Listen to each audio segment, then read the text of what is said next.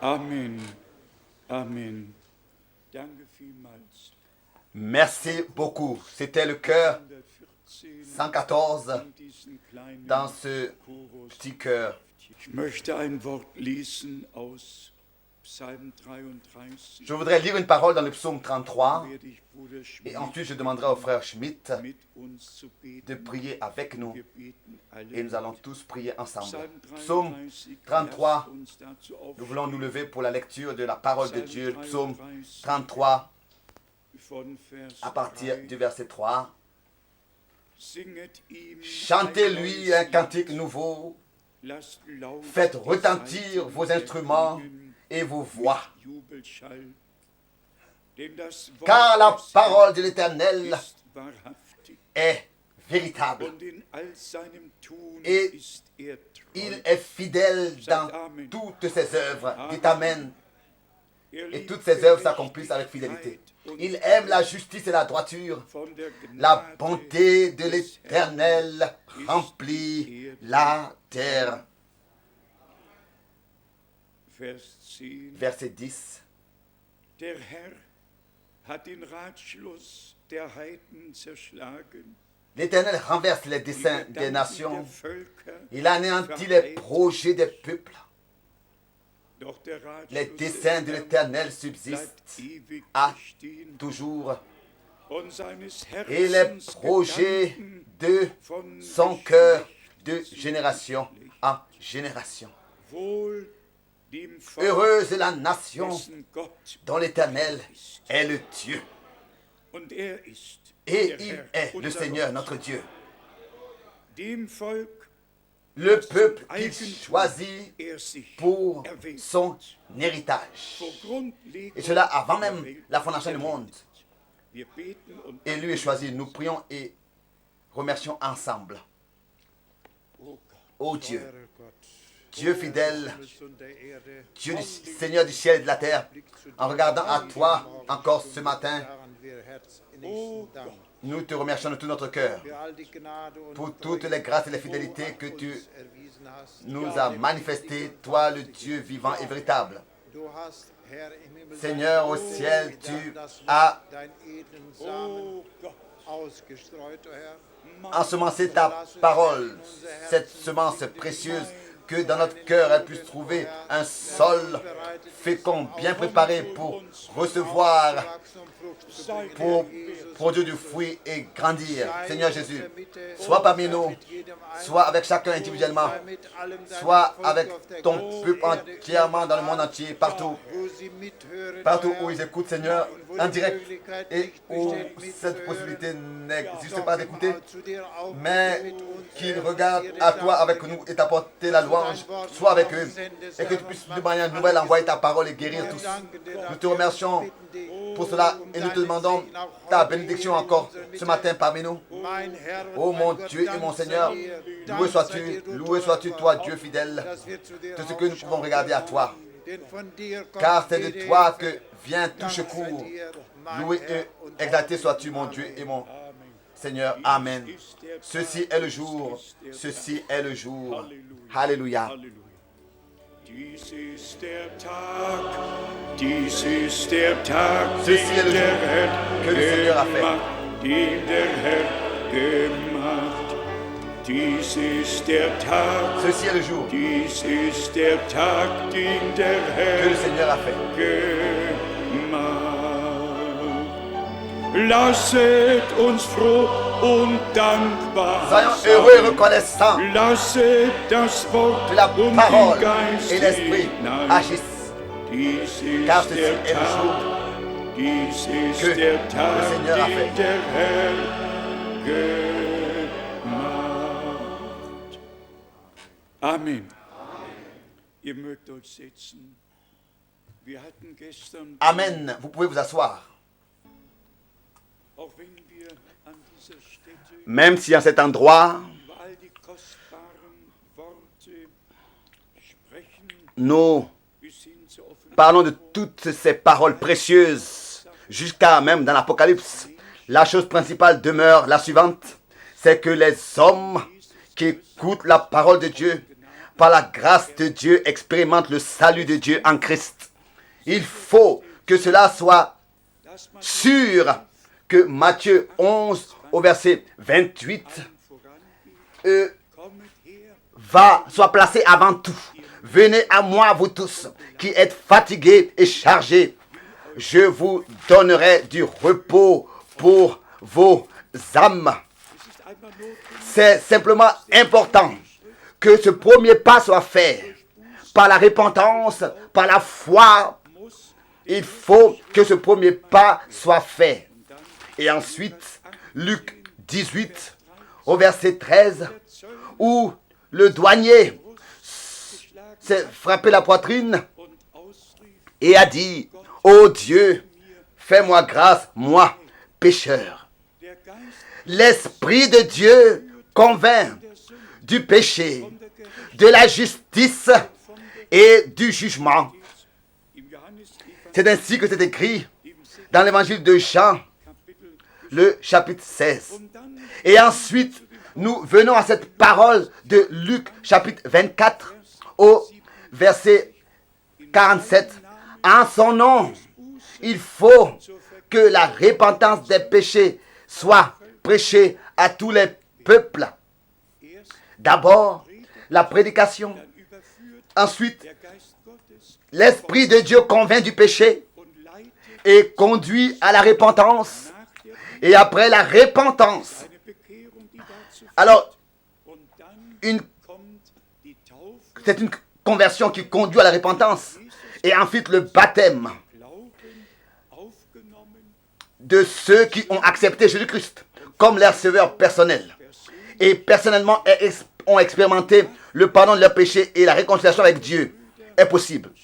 Soyez sûrs de cela, bien-aimés frères et sœurs, que tous nous avons fait ces expériences du commencement de l'ABC avec Dieu et que réellement nous puissions avoir foulé le sol du chemin étroit en étant d'abord passé par la porte étroite qui mène à la vie, qui conduit à la vie et que personnellement nous avons une relation directe et personnelle reçue avec Dieu.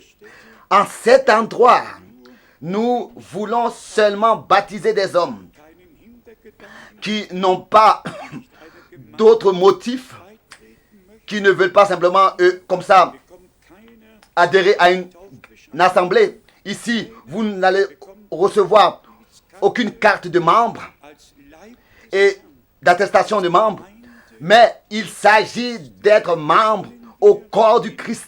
Et en tant que tel, nous voulons tous revenir au modèle de la Bible. Ça, nous ne le disons pas seulement. Il faut, par la grâce de Dieu, que cela soit ainsi. Et comme souvent déjà dit, tel que le premier baptême était, c'est ainsi qu'il faut que le dernier, et c'est ainsi que le dernier baptême sera. Tel qu'était la première prédication, c'est ainsi que la dernière prédication sera. bei Gott bleibt alles Et il faut qu'elle soit. Car auprès de Dieu, tout reste tel que c'était au commencement. Autrefois, le modèle divin de l'église primitive nous a été transmis. Et qui est-ce que c'était de mes deux frères die auf einer Tagung waren, qui étaient à irgendjemand, un exposé et il y a der die Vorträge hier Il y a quelqu'un là, des professeurs qui tenait un exposé, qui disait quelque chose pendant son exposé. Et il a dit, cela est écrit dans la Bible. Et notre frère a eu le courage de dire non, Ce que vous venez de dire n'est pas écrit dans la Bible, cela est écrit dans le catéchisme. Oui, cela n'est pas écrit dans la Bible. Ce que vous venez de dire, cela est écrit dans le catéchisme. Oui, les hommes vont simplement de soi, que ce que leur Église leur dit est écrit réellement dans la Bible. Et malheureusement, non, cela n'est pas écrit dans la Bible, non, mais dans leur catéchisme ou bien alors dans l'un des églises, des livres religieux. Malheureusement pour eux. Mais nous pouvons remercier Dieu de ce qu'il nous a fait sortir de toute prescription et de tout ce qui est donné comme commandement humain dans toutes ces églises et religions. Dieu nous a sortis, nous a appelés à sortir pour que nous puissions croire, comme dit les Écritures, et ne pas être trompés en passant dans l'éternité. Vous savez, la chose la plus grave qui pourrait arriver à un homme, c'est de passer du temps à l'éternité sans avoir reçu la paix avec Dieu, sans avoir expérimenté personnellement la grâce de Dieu, sans avoir expérimenté la réconciliation et le pardon. C'est pour cette raison qu'il faut toujours et toujours de nouveau que le centre de la prédication soit placé au noyau, au milieu, en tant que la chose la plus importante. C'est-à-dire, soyez réconciliés avec Dieu. Ça, c'est la parole que Paul a adressée déjà aux Corinthiens. Et je voudrais vous lire cela. Et ensuite, nous allons passer à l'observation de la parole dans 2 Corinthiens, le chapitre 5. 2 Corinthiens, le chapitre 5, à partir du verset 17. Si quelqu'un est en Christ, il est une nouvelle création. Les choses anciennes sont passées. Voici, toutes choses sont devenues nouvelles. Et tout cela, c'est l'œuvre de Dieu. Ça vient de Dieu, qui nous a réconciliés avec lui par Christ et qui nous a donné le ministère de la réconciliation. Responsabilité reçue d'effectuer le ministère de la réconciliation. Ce ministère de la réconciliation nous a été transmis, rapporté, et que nous puissions dire au monde entier, à haute voix, personne n'a besoin de se perdre, car Dieu était en Christ et a réconcilié le monde avec lui-même. Acceptez cette œuvre de la réconciliation avec Dieu, croyez-la et expérimentez-la. C'est ainsi que le ministère de la réconciliation nous a été confié et rapporté. Verset 18. Et tout cela vient de Dieu, qui nous a réconciliés avec lui par Christ.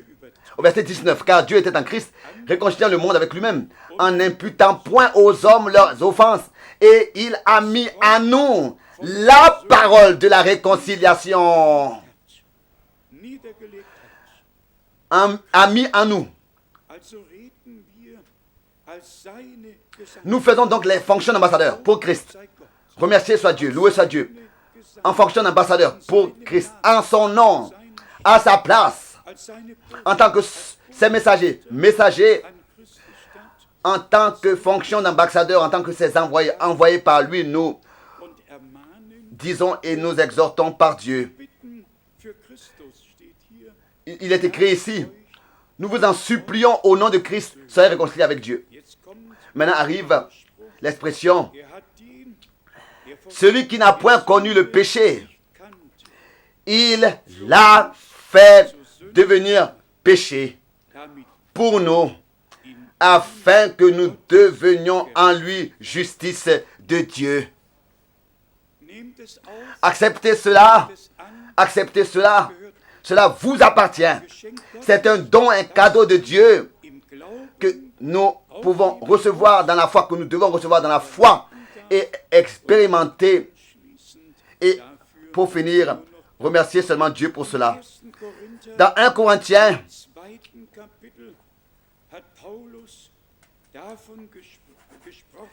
Paul a parlé et a écrit que nous apportons les sagesses cachées de Dieu.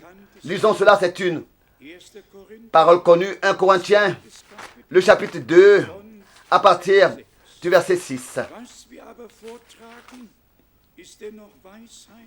Cependant, c'est une sagesse que nous prêchons parmi les parfaits, parmi ceux qui ont reçu la parole de Dieu, qui ont été réconciliés avec Dieu et qui réellement ont expérimenté l'adoption par la grâce de Dieu. Et bien aimés frères et sœurs, tel que chaque naissance naturelle ici sur terre est parfaite. Elle n'est pas encore achevée, mais parfaite déjà. Un enfant qui vient au monde est parfait, de la tête jusqu'aux pieds. Tout est là. Tout le visage, tout le corps, les yeux, les mains, les pieds, tout est déjà avec la naissance présente, parfait. Mais ensuite, la croissance suit. Et nous voulons croire que si déjà une naissance naturelle est parfaite, comment alors à plus forte raison la nouvelle naissance sera et est? Elle est parfaite. Mais ensuite, la croissance doit suivre. Alors la croissance spirituelle doit suivre. Et pour cela, Dieu accorde par sa grâce la puissance pour que nous puissions aussi l'expérimenter. Alors, acceptez cela. Dieu peut que créer quelque chose de parfait. Alors qu'il avait fait la création, tout était parfait. Tout était bon et bien. Et je vous pose la question, qu'est-ce que Dieu aurait eu à améliorer? Est-ce que Dieu a eu besoin d'améliorer quelque chose qu'il avait fait? Non. C'était parfait. Parfait déjà depuis le commencement. C'est la même chose aussi avec l'œuvre de Dieu à nous. C'est une œuvre parfaite de Dieu en toi et en moi. Et ensuite, cela continue au verset 6.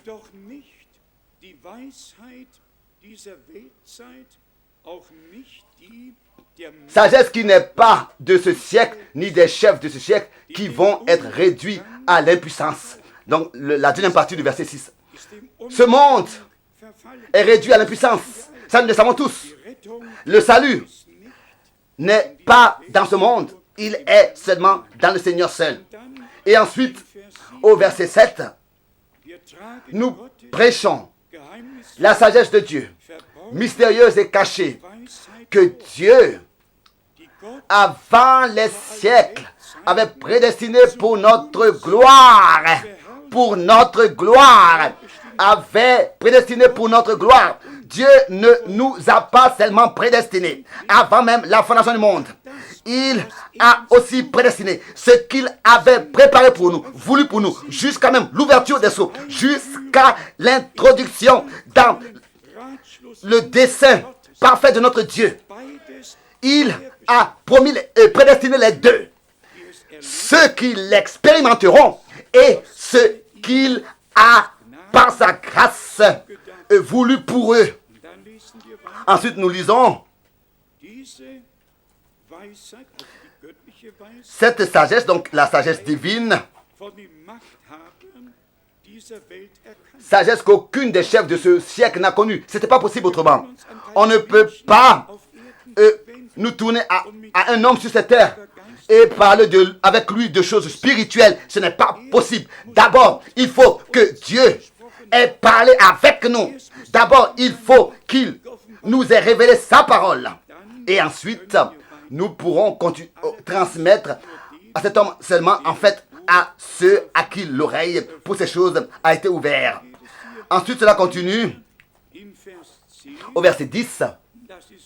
Et ça, c'est un message très joyeux. Ici, au verset 10, il est écrit: Dieu nous les a révélés par l'Esprit. Dites Amen. Il est écrit ici: Dieu nous, les plus petits, les moindres, les plus petits qui existent sur terre, nous qui ne savions rien, qui ne pouvions rien, qui ne pouvons rien. C'est à nous que le Seigneur, a pris dans le lieu très saint. Il a ouvert l'arche de l'alliance et il nous a révélé sa parole. Comme déjà hier, cela fut mentionné dans l'Ancien Testament. Nous lisons les paroles jusqu'à la fin des temps. Et ensuite, un jour vint. Oui, un jour qui avec lui a apporté une responsabilité particulière. Alors, le 22 décembre 1962 vint, alors que frère Branham, dans une vision, il lui fut montré que le nuage surnaturel descend et que 7 anges dans ce nuage, dans cette nuée, sont enveloppés et qu'il doit se tourner vers le nord de Tucson. Il se trouvera vers le nord de Tucson, l'Arizona. Il lui a été même montré en vision la région, l'endroit où cela allait se passer. Le 30 décembre, il a donc parlé de cela dans la prédication. Est-ce que ceci est le temps? Et ensuite, le jour arriva, le 28 février 1963, quand cela s'est passé. D'abord, l'annonce de ces choses et ensuite son accomplissement. Aucun homme ne peut le renier. Dr. Max James Donald de l'Université d'Arizona a examiné 86 photos de ce nuage et il a pris la meilleure photo de ce nuage et cela est inscrit à la première page du Life Magazine. Et dans le Life Magazine, il est écrit et cela et c'est aussi là en photo dans ce magazine. Nous ne vous avons pas raconté, nous avons pas raconté des histoires. Nous vous avons pas raconté des histoires, nous vous avons parlé de ce qui s'est passé en relation avec l'histoire du salut à la fin des temps, de ce qui devait se passer et comme Dieu fait les choses et qui est-ce qu'il utilise pour le faire. Ça, c'est lui qui le décide, c'est sa chose. Dieu posera la question à personne, demandera à personne. Il fera ce qu'il s'est proposé de faire et ce qu'il veut faire avant même la fondation du monde. Ici est le point important. Dieu a, avant même la fondation du monde, planifié son plan. Et c'est ainsi qu'avant même la fondation du monde, il t'a aussi élu, toi et moi. Dieu a, avant même la fondation du monde, prédestiné et déterminé ce qu'il avait voulu pour nous. Tout a été déjà ordonné par Dieu et cela avant même la fondation du monde. Et trouve son déroulement dans le déroulement du temps, son accomplissement dans le déroulement du temps. Et nous pouvons croire que aussi dans notre temps, tout va arriver à son achèvement, à sa fin, à son accomplissement. Et que vraiment, le retour promis de notre Seigneur, tel que dans Jean 14, il l'a dit, je vais vous préparer une demeure et reviens pour vous prendre auprès de moi. Ça, c'est une promesse qu'il doit aboutir dans la réalité. Le retour de Jésus-Christ doit avoir lieu. Le retour de Jésus-Christ va avoir lieu. L'époux reviendra.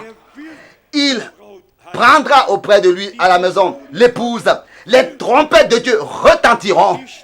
La voix de l'archange retentira. Et le Seigneur lui-même descendra, tel que dans la parole de Dieu, cela est écrit. Et ça, nous le disons sans fanatisme. Et nous restons en disant cela tout à fait sobre. Chacun en croyant cela, malgré tout, continue à vivre normalement, à aller au travail, à faire dans le domaine terrestre ce qui est dû de faire. Personne commence à devenir fou et à perdre la sobriété et à perdre le sol sous ses pieds. Chacun reste avec 2 pieds sur terre, normal et sobre dans le domaine terrestre. Mais de la même manière, nous demeurons aussi dans le domaine spirituel, tout à fait clair et sobre dans la parole de Dieu. Et savons que quand le Seigneur reviendra, personne n'aura besoin encore d'interpréter sa venue. Tous sauront tous le ressentiront, le sauront. Car 2 seront couchés sur un lit. L'un sera pris, l'autre restera. 2 au champ. Nous avons tout cela déjà dans les Saintes Écritures reçu, déjà écrit. Cela a été écrit pour que nous puissions toujours tester, examiner, sonder les Écritures. Et bien aimés frères et sœurs, s'il vous plaît, ne vous manquez pas de vous donner cet effort d'examiner ce qui vous est prêché. Examinez cela avec les Écritures. Jusqu'aujourd'hui encore, nous n'avons pas eu besoin de corriger ce que nous avons prêché et enseigné. Parce que c'était à chaque fois seulement d'écriture en écriture. Nous avons respecté les Écritures et nous avons prêché seulement la parole de Dieu. Et nous avons su que dans les Écritures, ici, a été écrit déjà tout le dessein du salut de notre Dieu. Alors, ici dans 1 Corinthiens, le chapitre 4, nous avons ensuite ce qui nous est montré par l'apôtre qui qui connaissait sa responsabilité devant Dieu et qui était aussi conscient de la responsabilité qu'il avait reçue. Ici, il écrit dans 1 Corinthiens 4, versets 1 et 2. 1 Corinthiens 4, versets 1 et 2. Ainsi qu'on nous regarde comme des serviteurs de Christ, et des dispensateurs des mystères de Dieu. Ensuite suit l'ordre du reste, ou bien l'exigence, l'obligation. Ce qu'on demande des dispensateurs, c'est que chacun soit trouvé fidèle. Ce que Dieu nous a confié est tellement précieux, vient de Dieu, à son origine en Dieu. Nous avons la sainte obligation de le transmettre, de le dispenser fidèlement. Nous avons l'obligation de le faire. Et cela s'ajuste bien sûr à Matthieu 25, car Matthieu 25 vient après Matthieu 24. Et dans Matthieu 24, nous avons réellement ce qui concerne la distribution de la nourriture spirituelle, divine. Et j'espère que tous nos frères se ressentent introduits dans ce ministère. Tous les frères qui prêchent la même parole, sont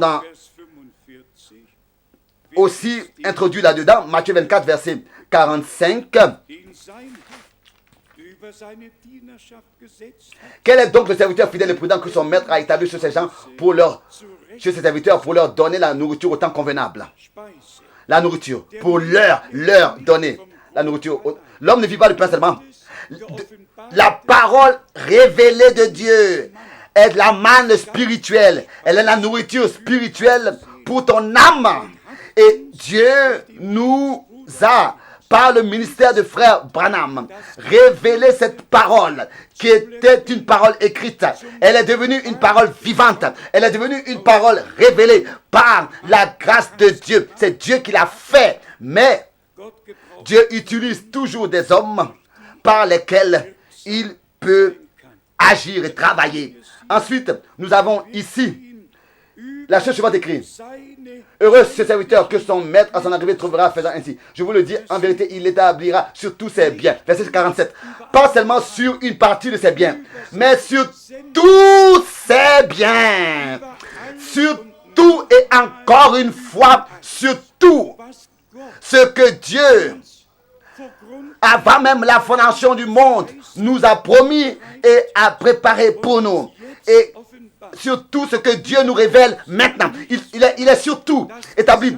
Et sur tout ce que Dieu a révélé maintenant pour l'Église pour sa préparation. Tout l'Ancien Testament et tout le Nouveau Testament. Fondamentalement, tout ce que Dieu dans son plan du salut a déterminé, a planifié, a voulu, a décidé. C'est dessus qu'il a été établi. Surtout. Et c'est toujours de nouveau, nous insistons maintenant que un tel laps de temps sur terre n'a jamais existé auparavant.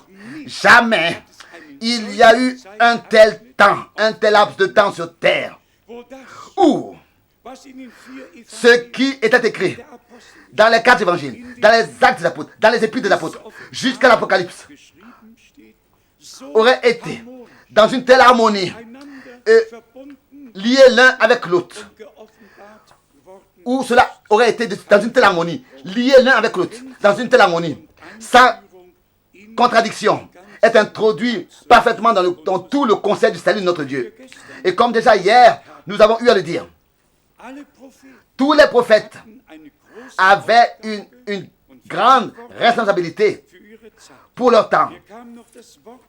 Cette parole me vient encore de l'Ancien Testament en relation avec le nuage et la colonne de feu. Quand ici, on montre cela et qu'on dit, bien-aimés frères, le Seigneur est le même hier, aujourd'hui et le même éternellement.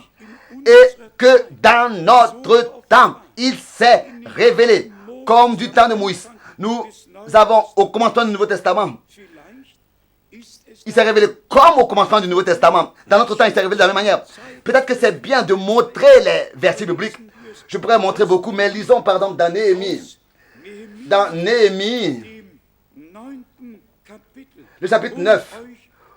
Pour vous représenter devant les yeux quel chemin Dieu marche et est allé avec le peuple d'Israël. Pour vous représenter devant les yeux que l'appel de Paul a eu lieu de la même manière, c'est-à-dire le Seigneur, lui seul, lui est apparu en lumière, une lumière qui brillait plus fort que celle du soleil à midi, et que par cette lumière, il fut aveuglé. Mais ensuite, il entendit la voix. Saul, Saul, pourquoi me persécutes-tu? Je t'ai déterminé à être un ustensile. C'était une détermination divine pour l'homme de Dieu de l'heure à l'époque. Ici, faisons mention de Moïse, le peuple d'Israël. Ici, Néhémie rend le témoignage au chapitre 9, au verset 12. Chapitre 9 de Néhémie au verset 12. Tu les guidas le jour par une colonne de nuée et la nuit par une colonne de feu qui les éclairait. Qui les éclairait dans le chemin qu'ils avaient à suivre. Bien, mes frères et sœurs, est-ce que le Seigneur a apparu à notre bien-aimé frère Branham dans cette colonne de feu seulement pour que nous ayons une photo avec cette colonne de feu et que nous la plaçons quelque part pour la montrer au peuple de Dieu? Et peut-être que pensons, oui, voilà, cela s'est passé. Ou bien, est-ce que cela s'est passé pour que le chemin dans lequel nous avons marché maintenant nous soit éclairé, et pas seulement éclairé, mais que nous puissions aussi y marcher. C'est en cela que constituait la grâce. C'était lié à l'histoire du salut. Je peux par exemple aussi, je ne peux pas aussi non plus accrocher un tel tableau quelque part. Maintenant, à la fin du voyage, par l'Afrique, après que 21 réunions, grandes réunions avaient eu lieu, il y a un frère qui vint à moi et qui m'a dit, écoute, cela est dans notre cœur, a été dans notre cœur de t'offrir un cadeau. Et le texte, c'est 2 Timothée, chapitre 4. Prêche la parole en temps convenable ou temps pas convenable.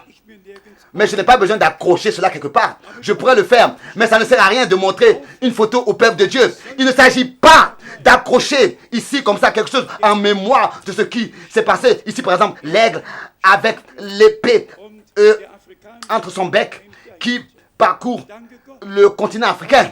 Je remercie Dieu de ce que les frères ont compris. Que nous ne voyageons pas en notre propre nom, mais au nom du Seigneur. Et que c'est la parole de Dieu que nous portons et pas des histoires que nous racontons au peuple de Dieu. Nous prêchons la parole originale de Dieu au peuple de Dieu. Mais pour revenir encore à la colonne de feu, elle est apparue à Moïse et au peuple d'Israël. C'était pour les guider, pour leur éclairer le chemin, pour leur transmettre la parole de vie. Que Dieu, le Seigneur, car Dieu le Seigneur, en tant qu'ange de l'Alliance, était lui-même présent dans cette colonne de feu.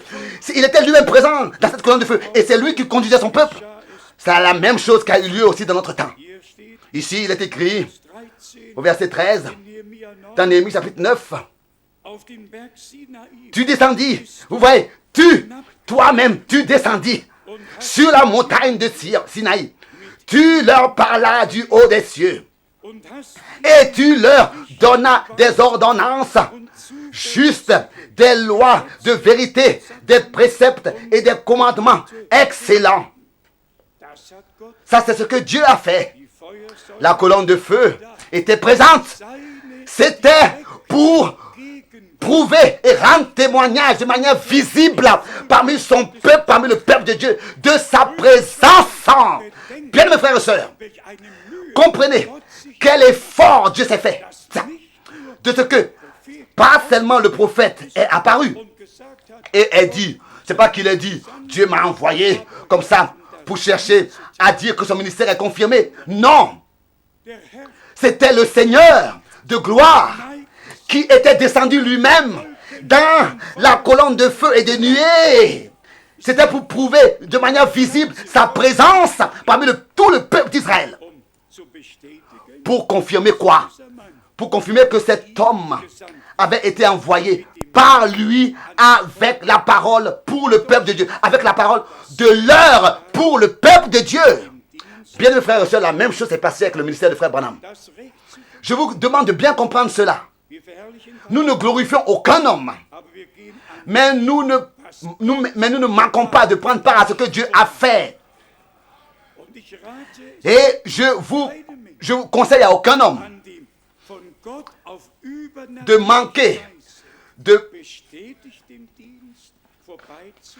ne pas prendre part au ministère de cet âge que Dieu, de cette manière surnaturelle, a confirmé. Car c'était un ministère promis dans la Bible. Il faut toujours de nouveau que cela soit dit en insistant.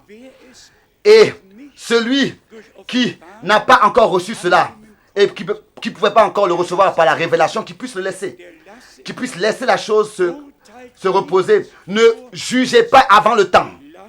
Laissez cela si vous ne le comprenez pas. Au prochain moment, lors de la prochaine réunion, cela peut déjà devenir une révélation pour vous. Que Dieu vous le révèle. Ensuite, nous revenons à cette parole merveilleuse dans 1 Corinthiens, le chapitre 12, où il est parlé de l'établissement des différents ministères dans l'Église.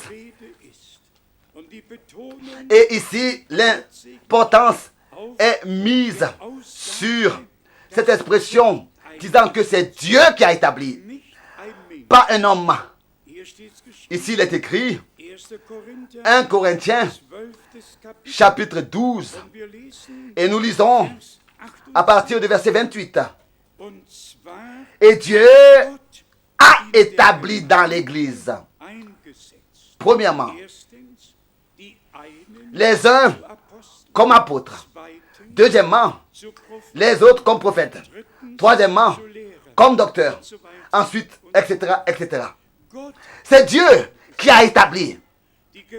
L'église de Jésus-Christ est la tente d'assignation de Dieu ici sur terre. Et cela commence avec le ministère d'apôtre. Un apôtre est un envoyé, est un homme envoyé, appelé par le Seigneur, envoyé par le Seigneur avec un mandat direct de l'envoi. Apôtre est seulement celui qui a été envoyé par le Seigneur avec un ordre prononcé de la bouche de Dieu. Vous pouvez tous demander à un grec, apostolos, ce que ça veut dire. Un envoyé, quelqu'un qui est envoyé avec un ordre divin qu'il a à exécuter. Et si il est écrit que le Seigneur a appelé les premiers disciples et qu'il les a appelés apôtres, alors il voulait par cela souligner l'importance de dire que je vous ai appelé et je vous envoie, je vous donne un ordre. Vous allez avec l'ordre que vous avez reçu de moi, avec ma parole, mon envoi vous a été rapporté. Et c'est pour cette raison qu'il est écrit, celui qui vous écoute, m'écoute, et celui qui vous reçoit, me reçoit. Et c'est pour cette raison, puisque justement Dieu a aussi établi les hommes comme prophètes, il est justement écrit que celui qui reçoit un prophète, en qualité de prophète, il recevra une récompense de prophète. Avec cela, quelque chose est lié. Nous avons eu à le dire déjà hier. Dans les jours de Jean-Baptiste, il n'y avait aucun homme sur terre qui aurait pu avoir le même ministère, la même responsabilité dans le même temps devant Dieu. Ce n'est pas possible. Un homme de Dieu, envoyé par Dieu, avec le message de Dieu, pour le peuple de Dieu, de l'heure, ça suffisait. On n'avait pas besoin de 300, mais de 400, comme du temps de Akab, pour prophétiser de leur propre imagination. On n'a pas besoin de tout cela.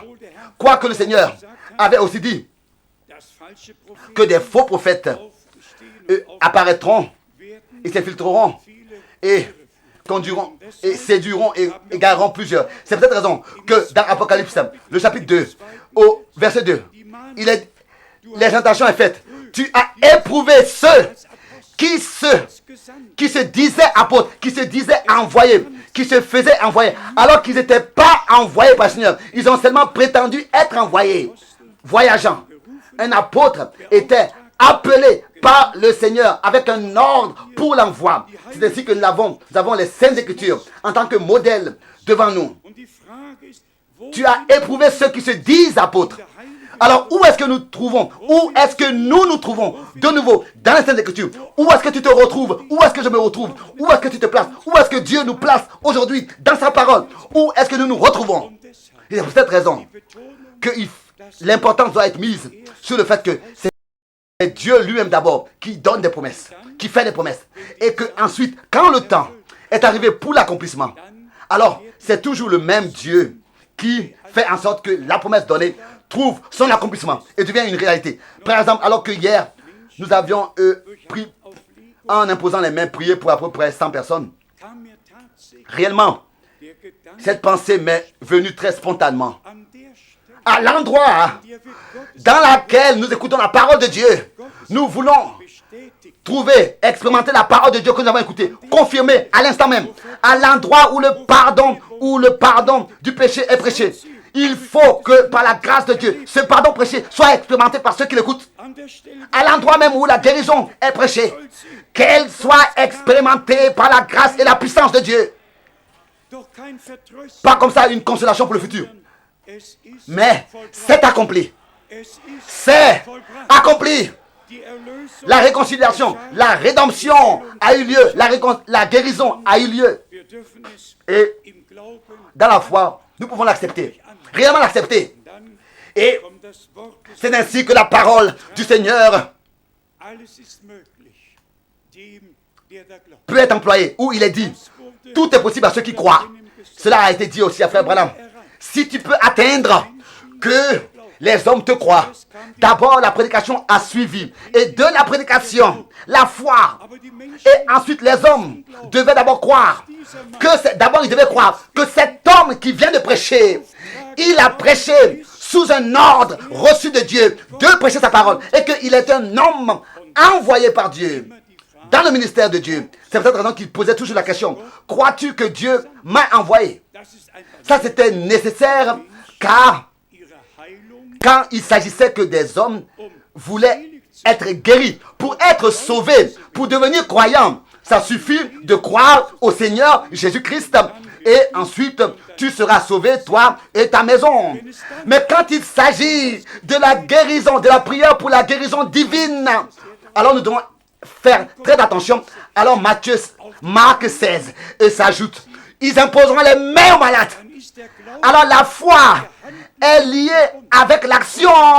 Alors là, vous devez croire que nous agissons ici sous un ordre divin et que nous agissons sous un ordre divin et que nous imposons les mains sous un ordre divin et que nous prenons Dieu à sa parole et que c'est lui qui en vous confirme sa parole. Et j'aurais presque dit, nous pouvons donner la garantie divine que celui qui croit de cette manière, de manière biblique, et peut croire, alors je vous dis que Dieu est obligé d'accomplir ce qu'il a promis. Qu'au moment, ça c'est une foi alors qui est vivante. Et la foi vivante nous conduit dans l'expérience même de ce que Dieu nous a promis. Ensuite, dans Tite, le premier chapitre, nous avons cette parole merveilleuse. Nous devions en fait à chaque fois la lire. Tite, le premier chapitre. Et vous vous étonnerez. Combien de fois, souvent Paul a mis l'importance sur son appel et sur son envoi pour représenter au peuple de Dieu. Écoutez, je ne parle pas en mon propre nom. Je suis un homme envoyé par Dieu avec une responsabilité devant le Dieu, avec la responsabilité devant le Dieu Tout-Puissant de vous transmettre et dispenser la parole de Dieu de manière fidèle, telle qu'elle est sortie de la bouche de Dieu. Tite 1, verset 1. Paul, serviteur de Dieu et apôtre de Jésus-Christ, pour la foi des élus de Dieu. Oh, ça, c'est une parole merveilleuse. Ici, il ne s'agit plus de l'évangélisation, mais il s'agit de la foi des élus de Dieu. Ici, l'envoi, l'objectif divin, l'achèvement, la perfection de l'Église de Jésus-Christ est représenté devant les yeux du peuple de Dieu. Nous repartons à 2 Corinthiens, le chapitre 11. Et ici, nous avons cela qui nous est montré de manière particulière que Paul, déjà autrefois, voulait présenter au Seigneur une vierge chaste, pure. Et pendant ces jours, il a souvent été prêché sur les vierges. Et toujours de nouveau, il est posé la question, qui sont les folles? Qui sont les sages? Aujourd'hui, beaucoup posent cette question. Vraiment, beaucoup de personnes. Nous avons hier déjà eu à dire, les folles sont de la même manière comme les sages, baptisés du Saint-Esprit. De la même manière, les deux groupes sont baptisés du Saint-Esprit. La différence est contenue dans la semence de la parole de Dieu. Et je vais toujours devoir insister. Israël, d'abord, vierge. Ensuite, femme. Et ensuite, prostituée. Devenir infidèle à l'alliance faite avec Dieu. Elle a brisé, elle a servi les idoles. Elle a marché dans des chemins déviés. Elle s'est égarée jusqu'à que le prophète Élie a dû, sur la montagne de Carmel, apparaître et poser la question, combien de temps est-ce que vous voulez encore être en même temps des deux côtés? Combien de fois est-ce que vous voulez suivre les sacrificateurs de Baal ou bien alors les prophètes de Baal et les sacrificateurs de Asherah, les prêtres d'Asherah. C'était le jour de prendre une décision. C'était un jour de décision que Dieu avait accordé. Ensuite, il a décrit que le Seigneur a lui-même retourné leur cœur à lui-même. Ici, nous avons Paul qui a dit dans 2 Corinthiens, le chapitre 11, à partir du verset 2, « Car je suis jaloux de vous, d'une jalousie de Dieu, parce que je vous ai fiancé à un seul époux, pour vous présenter à Christ comme une vierge pure. » La Vierge Marie est un exemple. Elle n'avait rien à faire avec un homme. Elle n'avait connu aucun homme. Elle pouvait dire, je ne sais pas, je n'ai jamais connu un homme. Comment est-ce que cela doit être possible? Elle n'a pas été touchée, pas été souillée. Et si vous lisez dans l'Apocalypse, ils ne se sont pas souillés avec des femmes. Alors Dieu a pris cet exemple-là d'une femme et il a rapporté avec l'Église en disant que telle qu'une femme peut se souiller quand elle se donne à un autre mari, c'est ainsi que l'Église se souille quand elle accepte, elle se donne, elle se tient elle se donne à la disposition de doctrines étrangères et d'interprétations et ainsi commet la prostitution spirituelle. Et il faut que cela soit dit ouvertement. L'Église de Jésus-Christ est une vierge pure et ce sont les sages vierges. Dieu s'adresse toujours au singulier et au pluriel. Vous pouvez repartir à Exode, le chapitre 3, et ensuite le chapitre 4 et 5. Dieu parle d'abord et dit, laisse sortir mon peuple, laisse sortir mon fils, mon premier-né. Une fois, d'abord, c'est son peuple. Ensuite, c'est son premier-né, son fils. Et dans le chapitre 12, c'est l'Église, l'Assemblée d'Israël. Que ce soit fils, que ce soit peuple, que ce soit Assemblée d'Israël. Toujours, cela veut parler de la même chose. La même chose encore jusqu'à dans l'Apocalypse, le chapitre 12. Nous voyons la femme qui est en douleur d'enfantement et pour que l'enfant, le fils mâle naisse. Donc l'adoption, l'établissement de l'adoption pour que cela soit achevé, qui ensuite avec une vierge de fer pètera toutes les nations. Et pour que cela puisse se passer, des douleurs d'enfantement sont venues sur elle. Mais puisque elle avait reçu la semence, le fils a pu naître, est né. La Bible parle toujours en comparaison, en parabole, pour nous représenter devant les yeux, pour que nous puissions aussi le comprendre et l'expérimenter. Ici, dans 2 Corinthiens chapitre 11, je vous ai fiancé à un seul homme, à un seul époux. Cela est décrit ici, tout à fait naturel. Ici, Christ est comparé à un homme. Je vous ai fiancé à un seul époux, à un seul homme, en allemand, pour vous présenter à Christ comme une vierge pure. Vous présenter. Ensuite arrive bien sûr la chose désagréable. Toutefois, de même que le serpent séduisit Ève par sa ruse, je crains que vos pensées ne se corrompent et ne se détournent de la simplicité à l'égard de Christ. En allemand, de la simplicité et des pensées de Christ. Des pensées à l'égard de Christ. Bien, frères et sœurs, soyez attentifs de savoir sous quelle influence vous vous tenez. Car les deux sont très proches l'un de l'autre. Ce que Dieu a dit dans sa parole doit être pour nous oui et amen. Personne n'a le droit de remuer quelque chose, de changer quelque chose, d'interpréter quelque chose. Mais nous croyons la parole de Dieu dans sa forme originale. Et ensuite, l'adversaire n'a pas le droit de venir et infiltrer quelque chose et dire, est-ce que Dieu aurait dit? Non, c'est pas possible. Ne prêtez pas l'oreille à un tel argument. Si l'adversaire vient avec, est-ce que Dieu aurait vraiment dit? Car, alors cela ne reste pas là. Il va continuer, il ne va pas seulement poser cette question. Et il dira même que Dieu sait que vous deviendrez intelligent, que vos yeux s'ouvriront et que vous pourrez discerner le bien et le mal, le bien du mal. L'adversaire nous enveloppe, veut nous envelopper dans tellement d'arguments que si nous ne sommes pas attentifs, rapidement, nous sommes dans le piège de l'adversaire.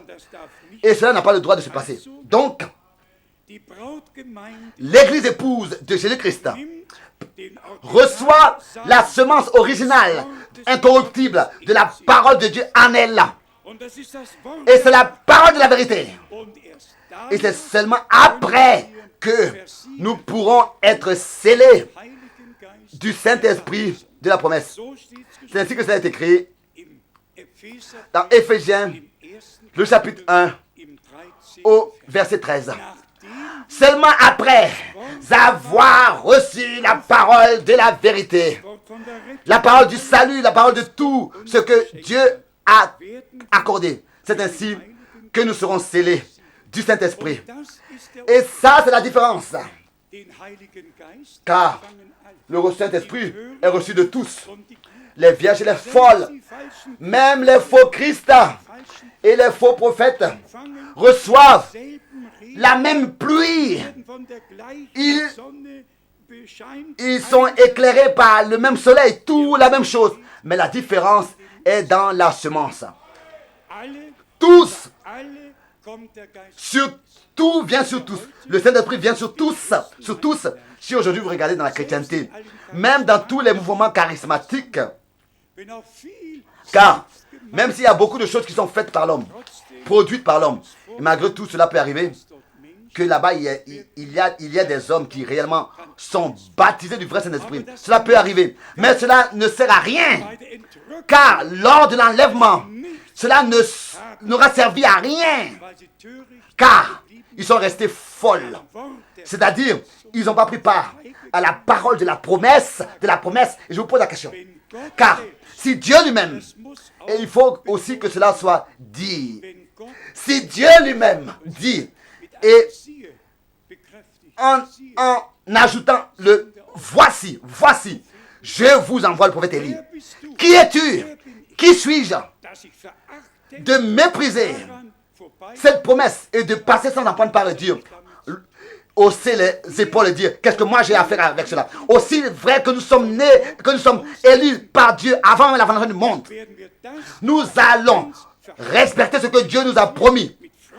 Avec joie, nous allons le recevoir et remercier Dieu de ce que nous avons part à l'accomplissement des promesses par sa grâce.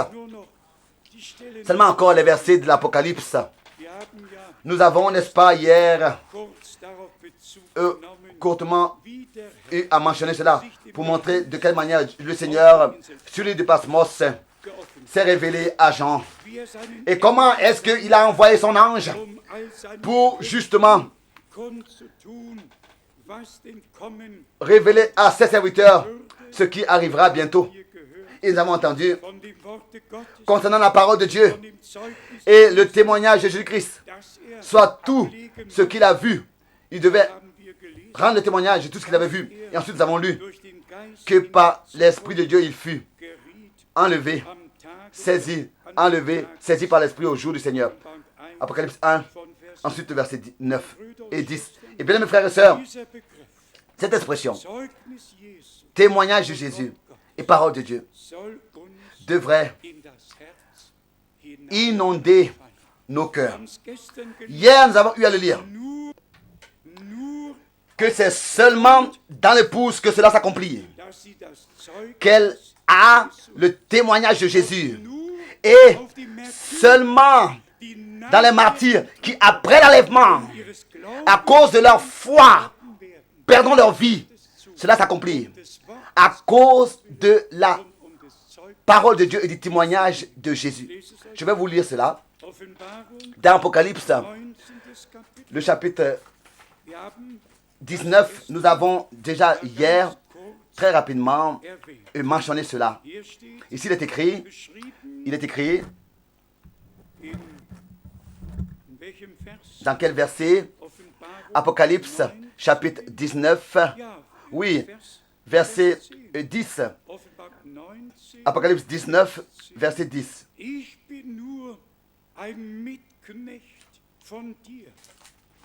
dit la deuxième partie. Je suis ton compagnon de service, celui de tes frères qui ont le témoignage de Jésus. Adore Dieu, car le témoignage de Jésus est l'esprit de la prophétie.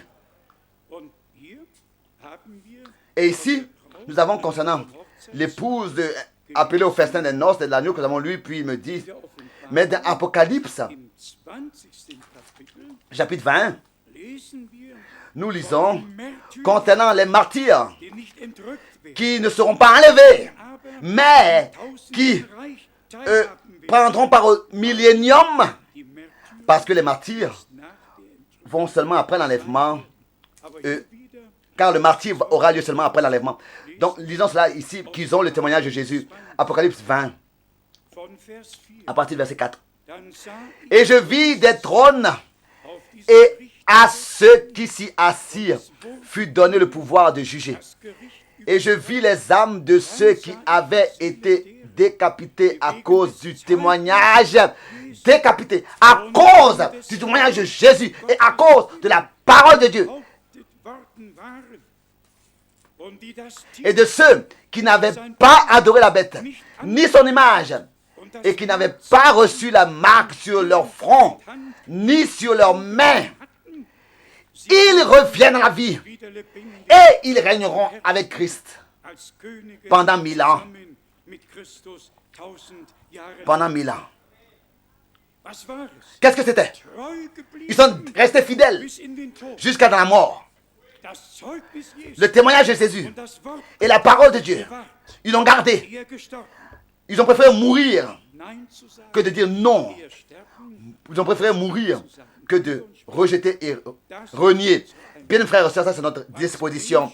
Ce que les hommes disent de nous et écrivent sur nous, cela, bien sûr, à cause d'eux, réellement, nous fait parfois même très très mal parce qu'ils pêchent. Car il est encore écrit, ne touchez pas à mes oins.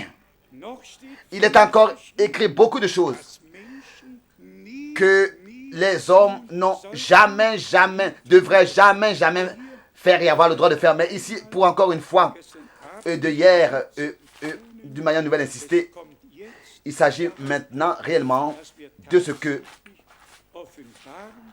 nous puissions fouler le sol de la révélation et que de la part de Dieu lui-même, nous soyons introduits dans tout.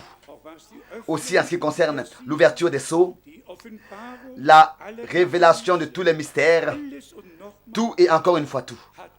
Dieu nous l'a révélé à la fin du temps de la grâce, nous l'a confié. Et ce dernier message, qui vraiment contient tout, inclut vraiment tout.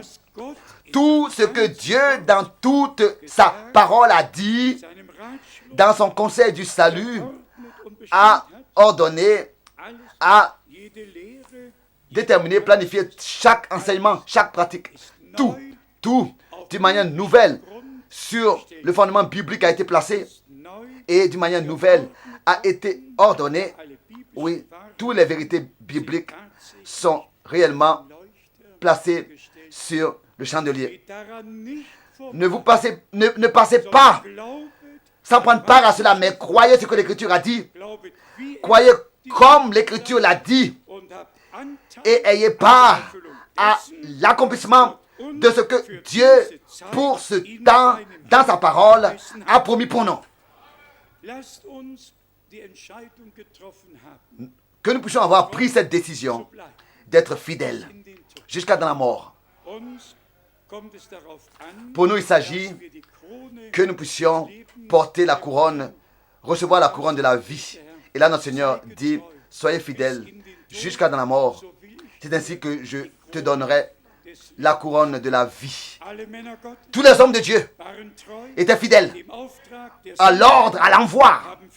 Ils ont reçu des responsabilités. Frère Branham avait l'un des plus grands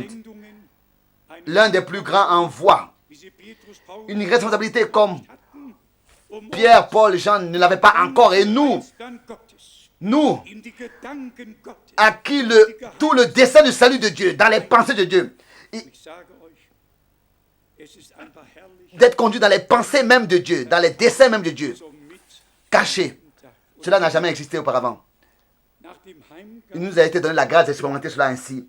Et ainsi, après le retour à la maison du frère Branham, nous, en tant qu'Église, nous avons été déterminés à transmettre, à porter le dernier message au peuple de Dieu, et cela dans le monde entier, et à avertir le peuple de Dieu dans le monde entier, sur toute la terre. Et je voudrais pour finir, encore une fois dire, je remercie Dieu pour vous tous. Pour vous tous qui avez reçu aussi une responsabilité et que vous confessez, pour le Seigneur, du Seigneur, et qui ne méprisez pas l'homme de Dieu, mais savez que nous agissons, travaillons, écrivons, prêchons sous un ordre divin et que nous portons la parole de Dieu avec véracité et la prêchons. Et aussi certain qu'avec la prédication, nous nous tiendrons devant Dieu.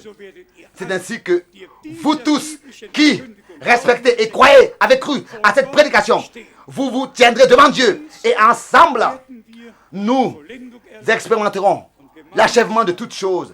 Et ensemble, nous expérimenterons le changement de nos corps, la transformation, la transmission lors du retour de Jésus-Christ. Et ensemble, nous serons enlevés et nous serons pour toujours auprès du Seigneur. Réjouissez-vous dans le Seigneur et donnez-lui l'honneur, car il a fait de grandes choses à nous tous. Nous avons et nous portons le témoignage de Jésus-Christ et la parole de notre Dieu. Au Seigneur, notre Dieu, soit la reconnaissance pour cela dans le Seigneur de Jésus-Christ. Amen. Nous nous levons pour la prière.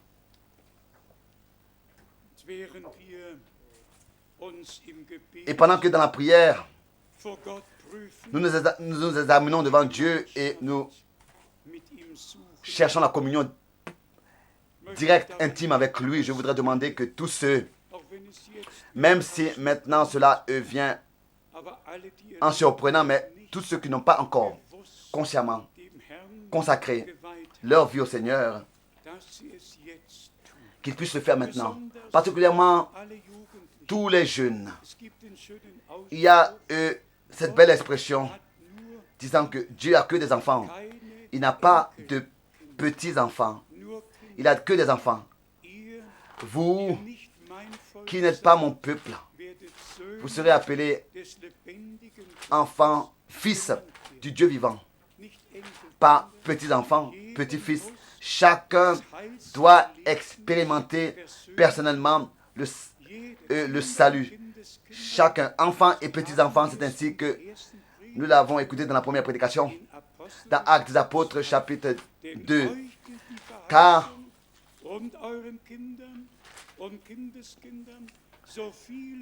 la promesse est pour vous, pour vos enfants et pour tous ceux qui sont au loin, en aussi grand nombre que le Seigneur, notre Dieu, les appellera. Et il appelle et il dit, venez à moi, vous tous, qui êtes fatigués et chargés. Je vous donnerai du repos pour vos âmes. S'il y en a quelques-uns ici, sentez-vous libres. Pendant que nous allons chanter ce chœur maintenant, pendant que nous chanterons maintenant ce chœur, sentez-vous libre de venir devant. C'est toujours mieux quand nous prenons de cette manière la décision et que nous témoignons devant tous, devant le monde entier, devant le Seigneur. Rendons témoignage que nous venons à lui. Celui qui veut venir à moi, celui qui veut venir, pardon, pas à moi, mais celui qui veut venir au Seigneur maintenant, devant, qu'il puisse le faire. Nous chantons maintenant ce chœur, tel que je suis. Oui. Ich bin, so muss es sein, nicht meine Kraft, nur du allein. Dein Blut wäscht mich von Sünden rein, o Gottes Lamm, ich komm.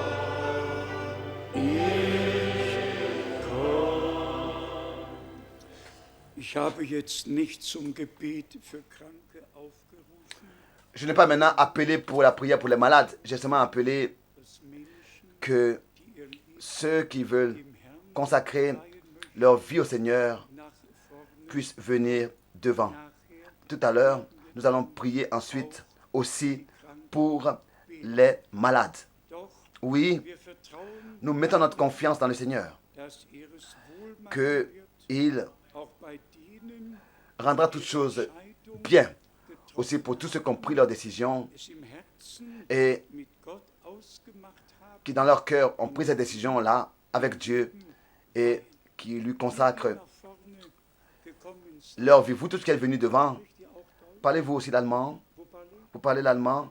Oui. Et toi, Sir? Et toi, sœur? Schwester, du? Sœur?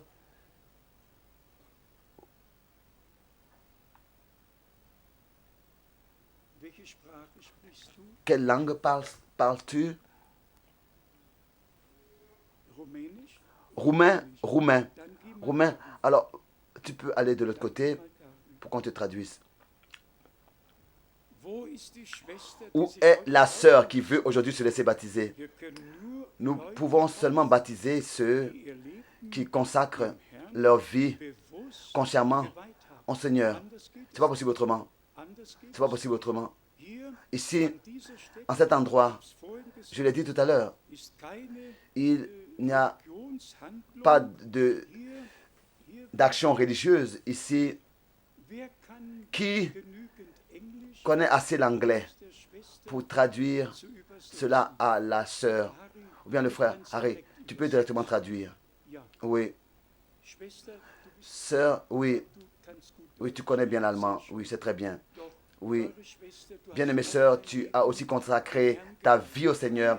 Tous ceux qui aujourd'hui veulent se laisser baptiser, Kommt bitte venez s'il vous plaît maintenant devant. Wir wollen besonders Nous voulons particulièrement für euch beten, prier pour vous euch Gott et vous consacrer à Dieu Gott um Segen et demander à Dieu de vous bénir et qu'il soit avec vous ungeachtet sans considérer. hier die Schwester Ici la sœur, aus dem elle vient de l'islam. Je crois que tu viens aussi de l'islam.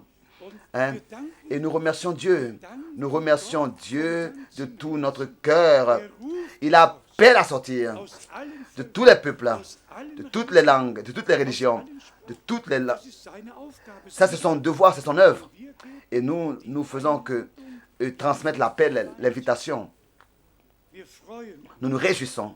wir freuen, Nous nous réjouissons dass der Herr de ce que le Seigneur berufen. vous a appelé. Nehmt die Vergebung, Recevez Glaube, la réconciliation Glaube dans la foi, le pardon dans la foi. Croyez de tout votre cœur que Jésus-Christ, als Sohn en tant que comme Fils de Dieu, sur la croix à Golgotha, für euch, mourut pour vous, dass et que eure Schuld il und Sünden a auf sich genommen sur lui porté vos fautes et vos péchés, und dass et que die Versöhnung il a mit Gott il est la réconciliation avec am Dieu Kreuz verbunden par son sang versé à la croix. Das ist Ça, im Kern c'est le die Botschaft. centre, c'est le noyau du message de l'évangile. Gott war Dieu in Christus. était en Christ. Und bitte Et s'il vous plaît, denkt daran, pensez à cela. welch einen Preis Quel prix unser Herr notre Seigneur et Rédempteur am Kreuz sur la croix à Golgotha bezahlt a hat. payé. Ich sage es heute, Je le dis aujourd'hui, Zeit ein même wenig si le ins temps Land geht. Ich sage es heute noch einmal. est un peu passé. Wäre nur ein Je le répète encore une fois, si c'était seulement im Garten Eden d'avoir mangé, que la chute se serait passée en ayant seulement mangé un fruit dans le jardin d'Éden, alors le Seigneur n'aurait pas besoin de venir. Le Seigneur aurait seulement besoin d'être venu, de venir, et puis weil die ursprüngliche Sünde de réparer cela par un autre fruit, et c'est tout. Non, mais puisque le péché a eu lieu dans la chair et le sang, ihr könnt es überprüfen. alors laissez-moi vous dire cela, et vous pouvez examiner cela avec la Sainte Écriture. Du Fils de Dieu, il est dit Psalm dans le psaume 2, Vers 2 au verset 7. Du bist mein Tu Sohn es mon fils, heute je t'ai aujourd'hui gezeugt. engendré. Wer hat Kain gezeugt? Qui a engendré Caïn? Im Johannesbrief lesen Dans l'évangile de Jean, nous lisons, dans 1 Jean 3, vom Bösen war il est écrit qu'il der était erste Mörder, du diable, Satan le ist der premier Mörder. meurtrier, et Satan le premier meurtrier, depuis le jardin d'Éden, depuis le commencement. Wenn man die On doit, Gutmachung quand des Sündenfalls on betrachten möchte, quand on considère la réparation de la chute. On doit repartir à son origine, à l'origine de la chute. En quoi est-ce que la chute a constitué? Pour comprendre pourquoi est-ce que le Seigneur devait venir dans la chair, ici, engendré par l'Esprit en tant que Fils né dans la chair, et ainsi donner sa chair et son sang pour nous,